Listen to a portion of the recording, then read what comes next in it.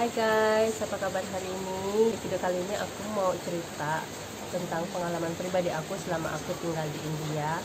Jadi aku mau share ke kalian semua sejauh ini seperti apa India itu, mulai dari makanannya, mulai dari tradisinya, mulai dari orang-orangnya, dan mulai dari lingkungannya. Untuk video kali ini mungkin ada kaitannya dengan video sebelumnya yang udah aku share ke kalian, yaitu pengalaman pribadi aku selama aku tinggal bersama ibu mertua aku. Tapi untuk video kali ini aku bakal ngebahas jauh lebih detail, jauh lebih lengkap tentang India, tentang keseluruhannya. So buat kalian stay tune ya.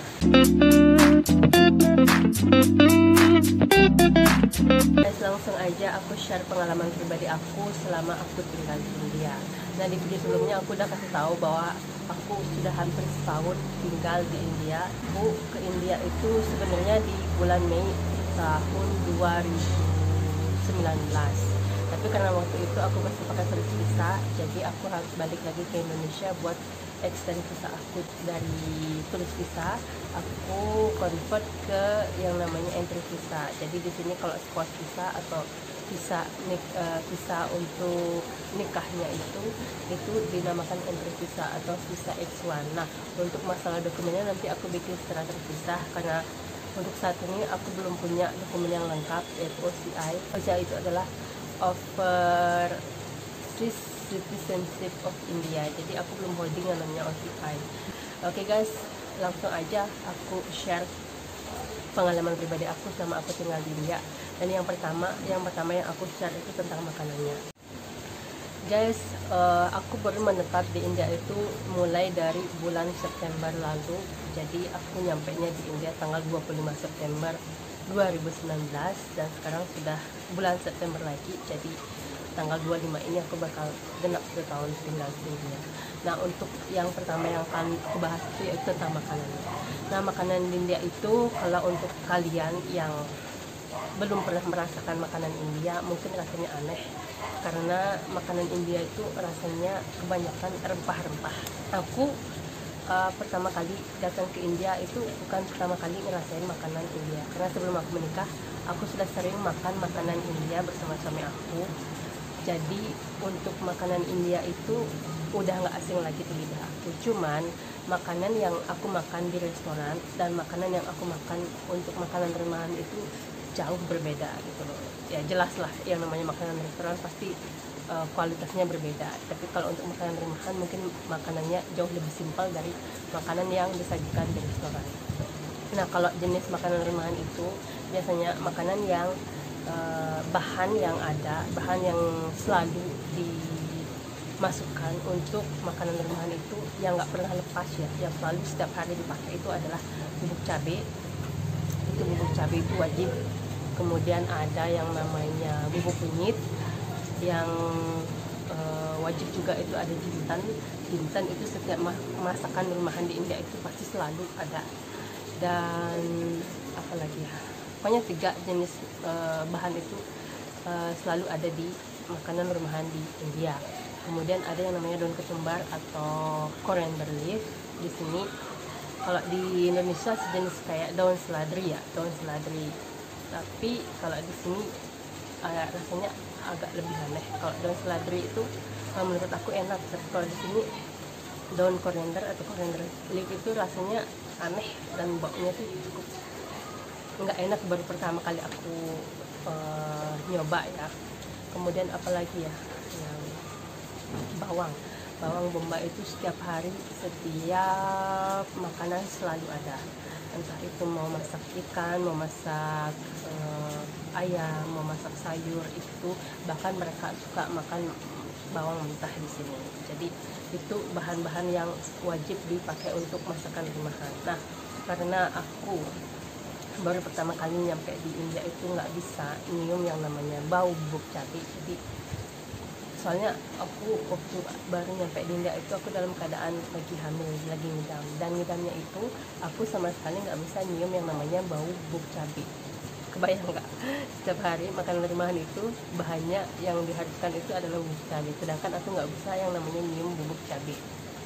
Jadi waktu itu aku benar-benar kurus banget karena nggak bisa nikmatin makanan rumahan di India. Jadi setiap hari itu yang aku makan kebanyakan makan omelet, makan nasi, karena waktu itu aku belum bisa makan chapati karena rasanya aneh, sama sekali belum bisa. Aku cuman bisanya makan nasi, omelet, makan indomie atau mie instan. Itu sih makanan yang paling enak menurut aku ya selama aku tinggal di India, baru-baru aku pindah di India. Nah, selain itu di keluarga aku di sini, keluarga Indiaku, ada yang namanya sistem ada yang namanya hari dimana kami itu harus vegetarian. Jadi dalam satu minggu itu ada hari dimana kami nggak boleh makan daging, ada hari dimana kami bisa makan daging. Nah, kalau untuk hari Senin itu semua keluarga di India, keluarga suami aku tuh nggak boleh yang namanya makan daging. Kata suami sih hari Senin itu adalah hari kelahiran Dewa Siwa. Jadi semua keluarga di India itu harus benar-benar vegetarian, pure makanannya itu sayuran. Dan untuk hari Selasa itu diperbolehkan makan daging, cuman hari Selasa itu adalah adik ipar aku yang vegetarian. Hari Selasa itu adalah hari pemujaan Dewa Ganesha. Untuk hari Selasa sih cuman adik ipar aku aja yang vegetarian. Kalau hari Rabu sudah boleh semuanya makan daging. Kalau hari Kamis itu yang paling ketat banget itu adalah ibu mertua aku. Jadi ibu mertua aku nggak boleh yang namanya makan daging, atau ibu mertua aku vegetarian. Selain vegetarian juga ibu mertua aku juga kadang-kadang puasa hari Kamis, karena hari Kamis itu adalah pemujaan untuk Dewa Sai Baba. Itu beliau memuja Dewa Sai Baba. Nah, untuk hari Jumat juga udah renggang, udah bisa kita semua sekeluarga makan daging. Dan untuk hari Sabtunya itu papa mertua aku yang nggak boleh makan daging. Kadang juga, bukan kadang ya, karena setiap Sabtu itu papa mertua aku yang puasa. Jadi hari Sabtu itu adalah hari pemujaan untuk Dewa Hanuman. Kemudian hari Minggu itu papa mertua aku yang vegetarian, tapi selain itu kami bisa makan daging. Dan hari Minggu itu adalah hari pemujaan untuk dewa keluarga suami aku, jadi dibilangnya our family god. Jadi kalau ketat banget seandainya kita ngikutin semuanya gitu. Kalau makan dagingnya itu sebenarnya yang diharuskan cuma hari Rabu sama hari Jumat kalau ketat banget. Jadi untuk hari Senin, Selasa, Kamis, Sabtu sama Minggu itu sebenarnya nggak boleh makan daging. Tapi di sini sudah kebalikannya. Di sini yang nggak boleh makan daging yang ketat itu hari Senin sama hari Kamis. Tapi kadang ibu mertua itu masih kerenggangan untuk bisa makan daging di hari Kamis. Jadi yang paling ketat banget itu adalah hari Senin. Jadi di sini waktu awal-awal aku nyampe di India itu aku benci banget yang namanya hari Senin, karena aku ini pecinta daging banget. Jadi kalau sudah hari Senin sudah otomatis aku nggak makan daging alias vegetarian, pure vegetarian. Setelah tinggal hampir selama 1 tahun aku tinggal, aku sudah biasa sama yang namanya makanan India, makanan rumahan di India. Jadi apalagi setelah aku lahiran ya, karena lahiran itu lagi breastfeeding, jadi lagi menyusui, yang notabene perut itu lapar terus. Jadi sekarang nyapu banget makanan di sini. Yang namanya chapati itu udah biasa, makanan yang mengandung jintan itu juga sudah biasa, makanan yang yang mengandung bubuk cabai, bubuk kunyit itu sekarang juga sudah biasa. Jadi semuanya sudah biasa, sudah tidak ada masalah lagi selama aku tinggal di sini. Karena dulu waktu aku pertama kali, aku ingat banget dulu waktu pertama kali aku nyampe di India itu, ibu mertua aku tuh masak yang namanya kentang yang sudah direbus, kemudian ditumis yang ada jintan dan segala macamnya, yang bumbu khas India gitu. Jadi aku tuh makannya lama banget karena aku tuh harus misahin jintan yang ada di kentang itu. Jadi ibu mertua ngeliat aku kok makannya kayak gitu. Aku bilang aku nggak bisa makan pakai jintan. Jadi kebayang nggak, jintan itu banyak banget dicampurin di kentang. Jadi milihnya harus satu-satu, harus dipisahin satu-satu biar aku bisa makan gitu. Sedangkan kentang itu adalah salah satu makanan favorit aku. Itu pengalaman yang paling agak tidak mengenakan untuk pertama kali aku nyampe ke India itu tentang makanannya. Dan sekarang semua makanan di Indonesia, maksudnya dari sekarang semua makanan di India sudah lumrah di lidah aku, sudah nggak kaget lagi, sudah biasa gitu loh makanan yang ada di India ini yang aku makan. Kedua guys, yang kedua itu adalah tentang tradisinya. Tradisi di India ini lumayan kental, tapi tidak sekental tradisi yang bilang sih kental-kental banget ya. Tapi aku seperti yang sudah aku bilang di video sebelumnya, aku masalah culture shock tuh nggak terlalu kaget. Cuman ada sedikit perbedaan, ada sedikit persamaan. Jadi di sini yang lebih parah itu adalah mitosnya, bukan bukan untuk persiapan sembahyang dan segala macam. Kalau di tempat aku di sini, di tempat aku di kelahiran aku di Bali, jadi yang lebih ditonjolkan itu adalah persiapan upacaranya, mulai dari canang, bantan, terus mulai dari kayak persiapan yang perlu disajikan atau dipersembahkan dipersembahkan ke tempel atau ke pura-pura kecil di rumah itu. Nah, kalau di India itu untuk persembahannya itu sangat simpel. Kalau di India sangat simpel, paling yang dipersembahkan itu cuma pisang dan beberapa jenis buah-buahan, kemudian manisan dan udah itu aja. Kalau di Bali biasanya ada yang namanya mencaru, ada yang namanya bikin pajegan, ada yang namanya bikin penjor, ada yang namanya bikin canang, bikin daksina dan segala macam. Itu pun setiap bulan purnama atau pas bulan gelap itu juga harus sembahyang. Kalau di sini enggak. Nah, ada persamaan di India sama di Hindu di India sama di Bali. Itu kalau di Wali itu kalau di Indonesia sama seperti Idul Fitri jadi seperti hari kemenangan ya. Kalau di sini di Wali itu adalah hari dimana kembalinya Dewa Rama sama Dewi Sita dari merantau di hutan atau apa ya namanya, banyak hari kembalinya Dewa Rama dan Dewi Sita. Itu hari Diwali dimana mereka harus bikin manisan, kemudian bikin ranggoli di depan rumah. Nah, untuk manisan yang kami bikin itu biasanya dibagikan ke tetangga, dan tetangga juga kadang silaturahmi untuk membawa manisan ke rumah kita, sama halnya seperti kayak Idul Fitri ya. Itu kalau di Bali itu namanya Hari Raya Galungan, hari kemenangan Dharma melawan Adharma. Kemudian untuk masalah pakaiannya, nah di sini guys aku sangat jarang melihat ada perempuan di India yang memakai pakaian mini atau celana pendek karena memang tidak diperbolehkan. Selain itu karena di sini tradisinya kental banget, apalagi di sini banyak yang namanya ada istilah pemerkosaan, karena dulu aku dengar berita ada pemerkosaan di daerah Hyderabad itu seorang dokter diperkosa sampai kalau nggak salah 4 orang yang perkosa, kemudian badannya kemudian dibunuh dan badannya dibunuh atau dibakar hidup-hidup ya, kurang tahu. Pokoknya itulah seorang perempuan, seorang dokter diperkosa oleh 4 laki-laki, kemudian badannya dibakar. Jadi di sini kalau kalian pakai pakaian mini itu harus hati-hati di sini karena memang tidak diperbolehkan. Ya mungkin itu kali ya mengundang rasa seksualitas untuk para pria di India. Jadi sangat jarang aku temukan para wanita di India ini memakai pakaian mini, celana pendek atau rok mini. Nah di sini kalau di sekitar aku sangat jarang. Jadi kebanyakan perempuan di India ini memakai sari untuk ibu-ibu. Kalau untuk yang masih muda kebanyakan mereka memakai kurta atau biasanya jeans panjang, casualnya sama kaos, atau enggak mereka sehari-harinya memakai yang namanya churidar. Itu biasanya pakaian kebangsaan untuk perempuan India. Selain itu guys, di sini ada yang namanya perjodohan. Jadi buat kalian yang ngejalin hubungan dengan pria India, jadi harus dicek juga apakah keluarganya itu masih menerapkan sistem perjodohan atau mereka sudah open mind yang bisa menerima pasangan dari mana saja. Karena di sini sistem kastanya itu masih sangat kental. Karena di sini ya yang namanya family name atau nama belakang, nama keluarga di sini itu bisa yang namanya ngelihat apakah dari nama belakang itu mereka bisa tahu apakah orang ini orang Hindu, apakah orang ini berkasta atau enggak. Jadi di sini itu masalah kasta itu masih sangat kental banget gitu ya.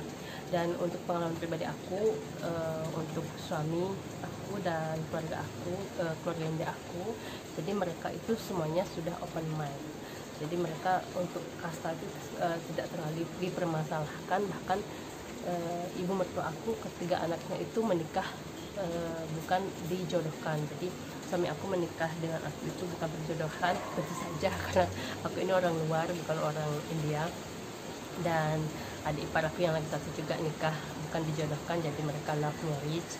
Yang adik ipar aku juga yang lagi satu bukan dijodohkan. Jadi buat kalian yang memang benar-benar pengen nikah sama orang India, khususnya ini para perempuan India, jadi kalian harus pikir-pikir dulu apakah pria yang kalian kenal itu memang keluarganya sudah open mind. Kalau biar nggak nanti sudah jalan lama gitu, tiba-tiba suami atau pacar kalian itu tiba-tiba bilang kalau dia itu dijodohkan. Oke guys, next untuk yang aku bahas yaitu tentang orang-orangnya. Nah, di India ini kebanyakan orang-orangnya tidak seramah orang kita, yaitu orang Indonesia. Kalau orang Indonesia itu terkenal dengan keramahannya. Ada beberapa daerah yang orangnya mungkin tidak seramah dengan apa yang kita harapkan. Aku ini di Goa, jadi orangnya Katolik. Aku melihat mereka di sini juga sudah open mind karena kebanyakan orangnya tinggal di luar negeri. Pemikirannya itu sudah jauh lebih luas dibandingkan dengan orang-orang yang tinggal di kampung atau yang pemikirannya masih agak sedikit kolot, yang masih tergantung dengan culture, tradisi ataupun mitos-mitosnya itu. Untuk tinggal di sini di daerah Goa itu ngerasa tidak terlalu ribet, tidak terlalu mempermasalahkan karena orang-orangnya juga sangat baik, sangat terbuka, apalagi mereka semua hampir rata-rata bisa bahasa Inggris. Untuk komunikasi di sini sama sekali tidak susah gitu loh untuk di Goa.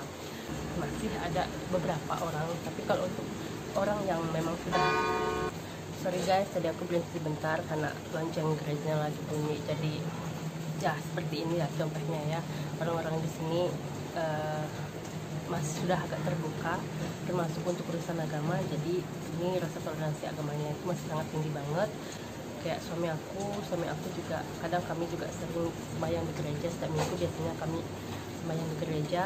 Suami aku tuh biasanya kalau habis pulang kerja atau minta sesuatu atau untuk mengucapkan terima kasih itu kami biasanya pergi ke Old Goa, salah satu gereja terkenal di Goa, bukan hanya di Goa tapi sudah terkenal di dunia, itu namanya Old Goa Church. Itu biasanya kami sembahyang di sana. Kemudian orang Katolik juga menghargai agama kami, agama Hindu di sini.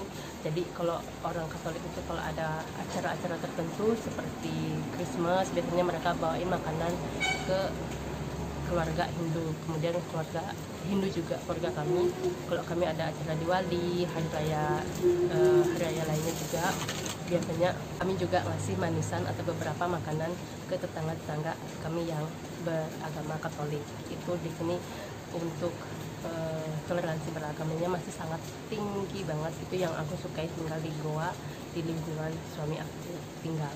Oke guys, untuk orang-orangnya dan lingkungannya juga sepertinya sudah aku bahas tadi ya. Jadi lingkungan tempat tinggal aku di sini juga sangat bagus. Jadi orang-orangnya juga sudah sangat terbuka, tidak terlalu kolot ataupun terlalu ketat dengan tradisi yang mereka punya.